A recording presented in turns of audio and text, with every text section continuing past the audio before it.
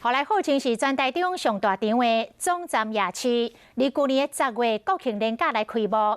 当时这个人潮是汞滚，也毋过因为也未摕到营业许可证就来开市，互市政府罚款6万，下令停业。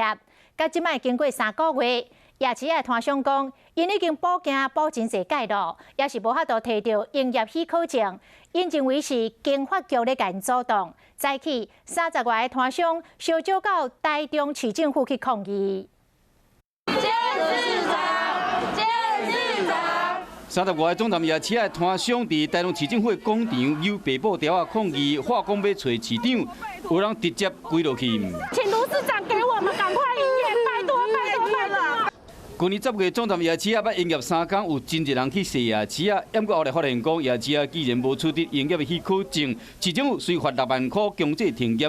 不过经过3个月，摊商讲，因为补件补几啊摆，伊还无得摕到营业的许可证，无得趁钱，因为生活已经出问题啊。借钱也借不到，小孩子怎么办？要开学了，我学费真的缴不起。未交2家饮料张小姐，伊讲伊负债50万块，有3个囡仔爱饲。大家看到我们像躲瘟神一样，现在年关将近，大家都要催着我们还钱。未望过航吧，这个鲍小姐，伊讲伊做生意的80万块拢是借来的。已经走投无路，不然我不愿意来这边。彭小姐讲，伊出来要是大人爱饲，嘛是负债累累，要过年啊，真正唔知影要安怎较好。因为很多事情是他自主要去处理的问题的，就是刚刚讲他如何去把他的交通疏导、他的停车的空间找出来。